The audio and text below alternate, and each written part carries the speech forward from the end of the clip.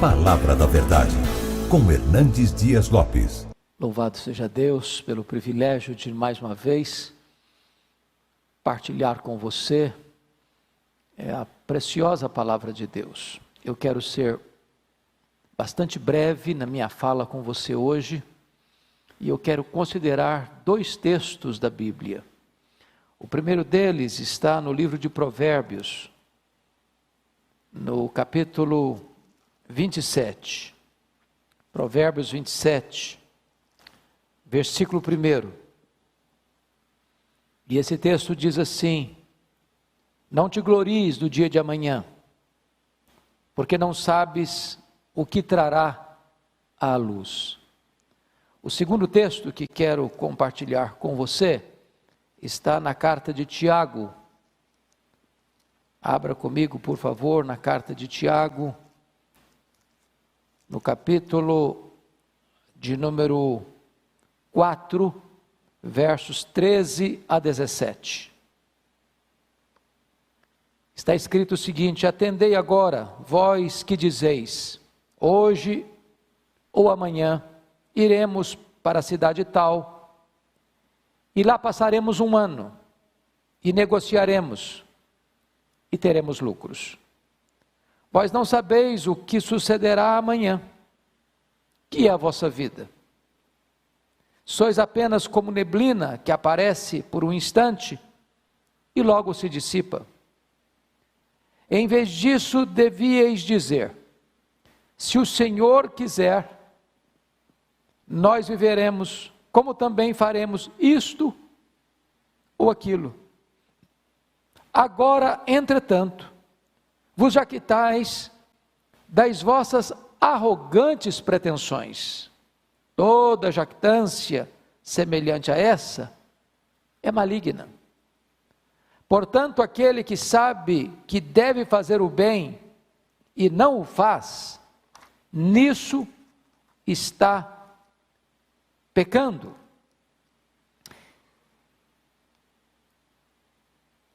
Eu estou absolutamente seguro de uma coisa: você e eu, quando começamos o ano, fizemos o nosso planejamento para este ano.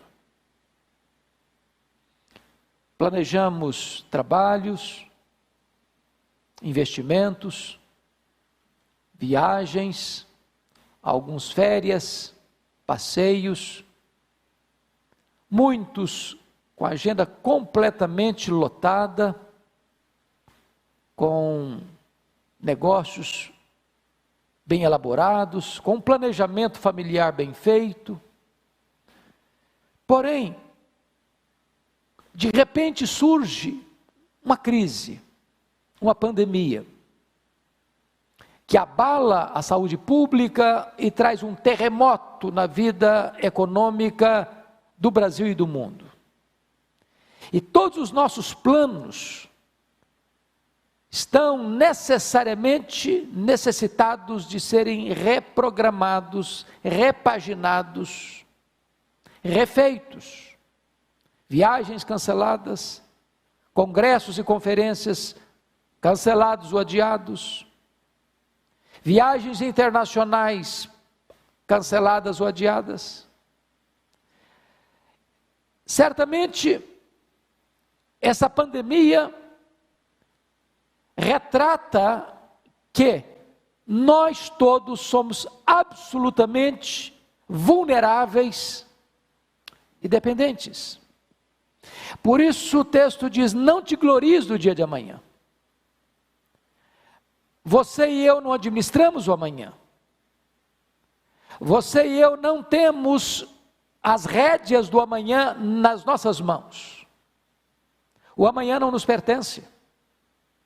Por isso o texto diz: não te glories do dia de amanhã, porque não sabes o que trará a luz. Pense comigo que nós não tivemos nenhum prognóstico, nenhum profeta, nenhum pregador, nenhum estudioso, nenhum historiador, afirmando que em 2020 teríamos uma pandemia que botaria as nações de cócoras, diante de um vírus que já ceifou mais de 150 mil pessoas em todo o mundo. Você e eu não sabemos o que vem amanhã, porque somos vulneráveis, não somos autossuficientes, somos absolutamente dependentes de Deus. O que é curioso é que nós temos no mundo um grande tripé que sustenta a esperança humana. O primeiro deles é o poder econômico. O homem confia às vezes no dinheiro que tem, achando que o fato dele ter dinheiro vai resolver o seu problema, vai atendê-lo na hora da sua necessidade, vai socorrê-lo na hora da sua aflição. Há poucos dias li um relato dramático da filha de um dos homens mais ricos da nossa geração, que morreu contaminado por esse vírus. E ela dizia que o que foi curioso é que seu pai, que tinha tanto dinheiro, morreu por aquilo que é gratuito para todo mundo: a falta do ar para respirar. O dinheiro não tem a solução imediata e eficaz para os grandes dramas da vida. O segundo tripé é a ciência. Alguns acham que a ciência é a verdadeira luz, que vinda ao mundo vai iluminar todos os homens. Alguns acreditam que a ciência é o grande alicerce que vai dar fundamentação à humanidade.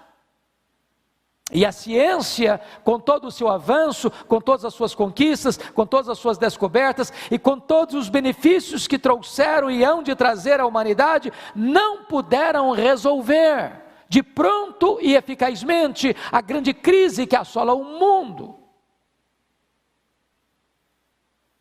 O terceiro tripé é o poder político. As grandes nações, as ricas nações, as poderosas nações, com os seus comandantes, presidentes, ministros, reis, que governam com tanta força, com tanto poder, com tanto militarismo, com tantas armas bélicas, com tanto poder de decisão e de ação, também não puderam resolver este problema que assola a humanidade. Sabem por quê? Porque o homem é vulnerável, dependente e não autossuficiente. É por isso que esse texto de Provérbios 27:1 e o texto de Tiago 4:13-17 é tão oportuno para a nossa reflexão nessa conjuntura. E eu gostaria que você começasse a observar comigo que nós corremos à luz do que o texto diz de Tiago, e eu peço que você esteja com o texto aberto em Tiago, quando ele trabalha no verso 16, o problema da jactância, e o problema das arrogantes pretensões. Nós erramos quanto a isso, e erramos em dois aspectos: no falso entendimento de quem somos nós, e no falso entendimento das nossas ambições. Porque às vezes julgamos que a vida está em nossas mãos e que o tempo está a nosso favor. Achamos que nós estamos no controle. Nós vivemos numa geração humanista. Nós vivemos numa geração que põe o homem no centro, que idolatra o homem. Esta é o antropocentrismo idolátrico, onde o homem se vê no centro do universo e tudo gira em torno dele, por ele e para ele, e ele é o grande supremo comandante, e basta o arauto de um vírus que você não pode ver a olho nu para botar todos esses valores por água abaixo.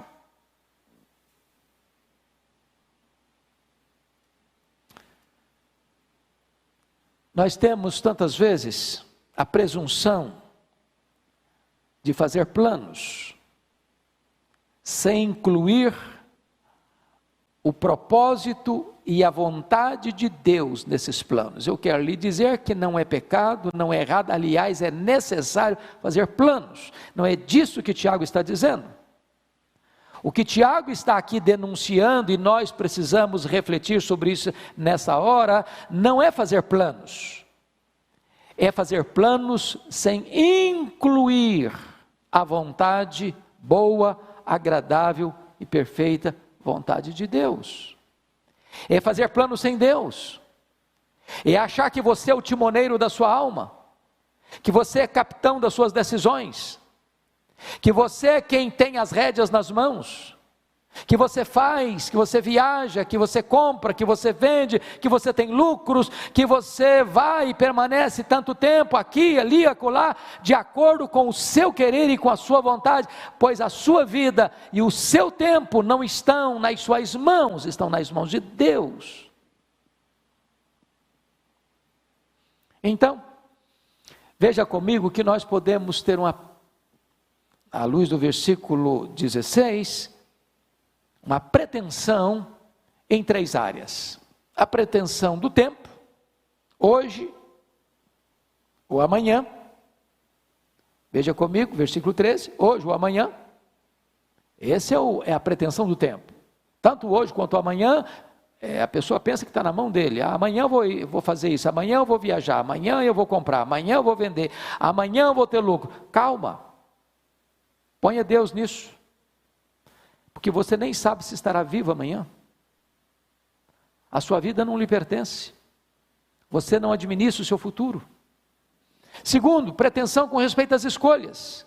Iremos, passaremos. Essa é a questão da decisão. Eu vou fazer essa escolha. É o que o texto diz, nós iremos para a cidade tal. E nós passaremos lá 1 ano. Nós temos um plano, nós temos um projeto. Nós temos todo um estudo de caso, onde nós vamos fazer, conforme o nosso querer, conforme a nossa vontade, porque nós tomamos decisões e realizamos as nossas ações, e somos soberanos nisso. Essa é a vã pretensão, que Tiago chama de pretensão arrogante, e ele chama de jactância maligna, porque exclui Deus, mas também as pretensões, elas podem tocar na área das habilidades. Veja você, no versículo 13 ainda, diz que nós negociaremos e nós teremos lucros. É o homem que toma a decisão, é o homem que acha que vai acontecer, vai fazer, vai ter resultado, vai ter lucro, porque ele é quem planejou isso. E veja você, que o arauto chamado Covid-19 é suficientemente forte para colocar todas essas arrogantes pretensões e jactâncias malignas ao chão, e tirar toda essa altivez do homem, esvaziar sua bola, e mostrar para ele que ele é vulnerável, dependente e não autossuficiente. Pois bem, como nós podemos nos proteger dessas vãs pretensões, dessas arrogantes pretensões, ou presunção? Primeiramente, eu acho que nós precisamos reconhecer e ter consciência da nossa ignorância. Olha o versículo 14 comigo. Vós não sabeis o que sucederá amanhã, ponto. Com todo o nosso saber, com todos os nossos prognósticos, com toda a nossa provisão de tempo, com todos os nossos estudos, com toda a nossa ciência, com toda a nossa perícia, o texto é categórico: vós não sabeis o que sucederá amanhã. Fomos pegos de surpresa, fomos apanhados nessa rede da ignorância. E o mundo está em pânico. E as nações estão completamente aturdidas. Por quê? Porque nós temos que admitir a nossa limitação do saber com respeito ao futuro. Vós não sabeis o que sucederá amanhã. Segundo lugar, ter consciência da nossa fragilidade. Olha comigo o versículo 14. Que é a vossa vida? Sois apenas como neblina que aparece por instante e logo se dissipa. Note você a fragilidade da vida, a vulnerabilidade da vida. Morre o idoso, morre o adulto, morre o jovem, morre a criança, morre o rico, morre o pobre, morre o doutor, morre o analfabeto, morre o homem que mora no palácio, morre o homem que mora na palafita, morre o homem piedoso, morre o homem ateu. A morte é democrática e ela chega a todos. Ela é o sinal de igualdade na equação da vida, ela chega a todos. Por quê? Porque não importa a saúde que você tem, não importa o dinheiro que você tem, não importa o conhecimento que você tem, não importa o lugar que você mora, não importa o cargo que você ocupa, você e eu somos frágeis e vulneráveis. Mas ainda, terceiro lugar, como nos proteger desta presunção? Primeiro, saber da nossa ignorância. Segundo, saber da nossa fragilidade. Terceiro, saber da nossa total dependência de Deus. Olha o versículo 15 comigo. Em vez disso, devias dizer, se o Senhor quiser, nós viveremos. Como também faremos isto ou aquilo. Então, deixa eu lhe dar um conselho. Não é clichê, não é clichê. Não é jargão religioso. Nós, se não temos este hábito santo, bíblico, correto, devíamos começar a ter, usar esta expressão, se Deus quiser, ou se Deus permitir, eu irei, eu pregarei, eu viajarei, eu negociarei, eu passarei tanto tempo na cidade tal, eu terei lucros, eu casarei, eu trabalharei. Se Deus quiser, se Deus permitir. Nessa conjuntura social, onde o nome de Deus tem sido banido da imprensa tantas vezes, da mídia tantas vezes, das cortes tantas vezes, do parlamento tantas vezes, dos palácios tantas vezes, das universidades tantas vezes, das escolas tantas vezes, do teatro tantas vezes, da literatura tantas vezes, é necessário reinserir a realidade de Deus, porque nós somos dependentes. Se Ele não quiser, não viveremos. Se Ele não quiser, não faremos. Se Ele não quiser, não viajaremos. Se Ele não quiser, não teremos trabalho. Se Ele não quiser, não teremos lucros. É dele que vem o nosso sustento e dele que vem totalmente a nossa proteção e cuidado para viver, para fazer e para acontecer. Se Ele não quiser, nada disso vai acontecer.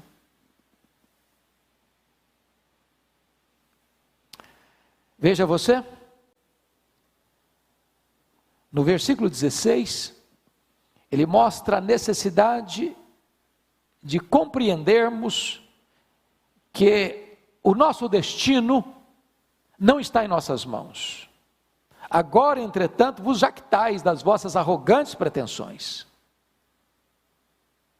Quando você faz um plano e não inclui a permissão de Deus ou a vontade de Deus nesses planos, Deus chama isso de jactância, e uma jactância arrogante. É de você achar que você está no controle. Você tem o poder, você tem a força, você tem o controle, você tem o domínio. Isso é jactância e arrogância demoníaca. Isso é excluir Deus da sua pauta, da sua agenda, da sua vida, da sua família, das suas decisões. Isso é contrário ao cristianismo.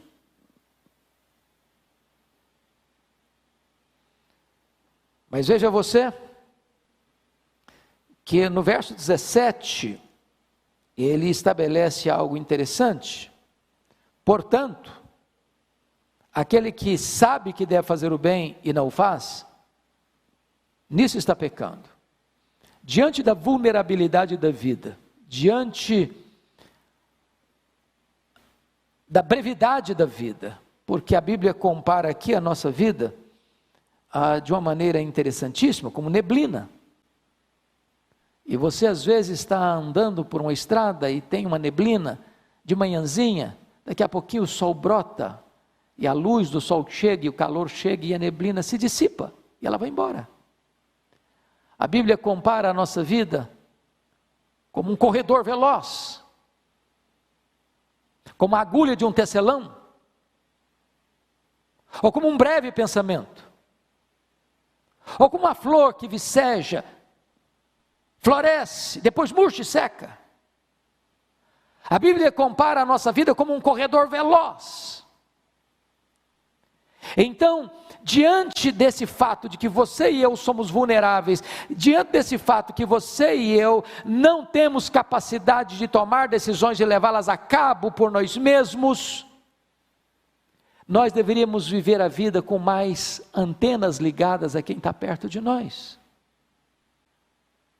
E se alguém chegar precisando de socorro, de ajuda, de uma mão estendida, não deixa para depois. Mesmo sabendo que você deva fazer o bem, não deixa para amanhã. Então o que o texto está dizendo é o seguinte: aproveite as oportunidades, viva cada dia. Todo dia viva na dependência de Deus, todo dia é dia de fazer o bem, todo dia é dia de investir no próximo, todo dia é dia de investir no reino, todo dia é dia de você pensar além de você mesmo, também no outro. Porque essas pessoas que estão com essas vãs pretensões e arrogantes pretensões, elas estão pensando nelas: eu faço, eu viajo, eu passo tanto tempo, eu vou ter lucros, eu vou comprar, o eu, sempre no centro, e ele fazendo para ele, e ele trabalhando para ele, e ele tendo lucro para ele, e ele deixando as oportunidades passarem de fazer o bem. Você com esta crise está aprendendo algumas lições tão importantes. Primeiro, você e eu precisamos de muito menos para viver, muito menos do que você imagina. Você pode aprender a viver uma vida mais modesta, para ter mais condições de socorrer o necessitado à sua porta, de você não deixar de fazer o bem, porque tudo que Deus bota na sua mão, não é apenas para você comer todas as sementes, você precisa semear também essas outras sementes, lançar o seu pão sobre as águas, e na medida que você vai fazendo o bem, Deus vai multiplicando a sua sementeira, para que mais outras pessoas possam ser alcançadas. Então eu quero concluir, e ao concluir, eu quero dizer a você duas coisas. Primeiro, o perigo que é desobedecer à vontade de Deus quando você já a conhece. Esse é o alerta do último versículo, versículo 17. Portanto, aquele que sabe que deve fazer o bem e não o faz, nisso está pecando. A omissão é um grave pecado. Ele não está falando de alguém que desconhece a vontade de Deus. Ele está falando para alguém que conhece a vontade de Deus, e mesmo conhecendo-a, não a obedece. Mesmo sabendo que precisa fazer o bem, porque fazer o bem é a expressa vontade de Deus, ele deixa de fazer o bem, e nisso, nessa omissão criminosa, ele está pecando. Segundo ponto, preste atenção comigo, é a obediência à vontade de Deus, o versículo 15. No verso 15 diz: em vez disso, devíeis dizer, se o Senhor quiser, nós não só viveremos, como também faremos isto ou aquilo. Se Deus quiser, nós passaremos por essa crise. Se Deus quiser, o Brasil se recupera economicamente. Se Deus quiser, os nossos empresários não vão quebrar e vão se recuperar. Se Deus quiser, os nossos empregados vão continuar trabalhando e botando pão sobre a sua mesa. Se Deus quiser, Deus há de proteger você e a sua família. Se Deus quiser, as nações vão ser poupadas desta grande pandemia e dessa grande calamidade. Se Deus quiser,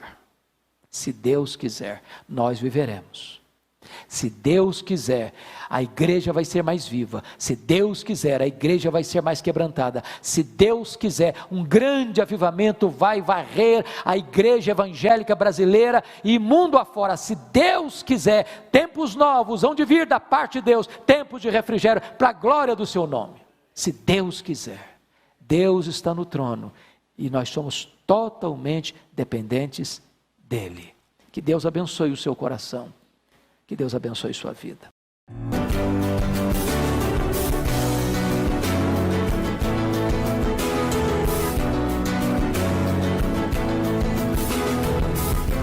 Palavra da Verdade, com Hernandes Dias Lopes.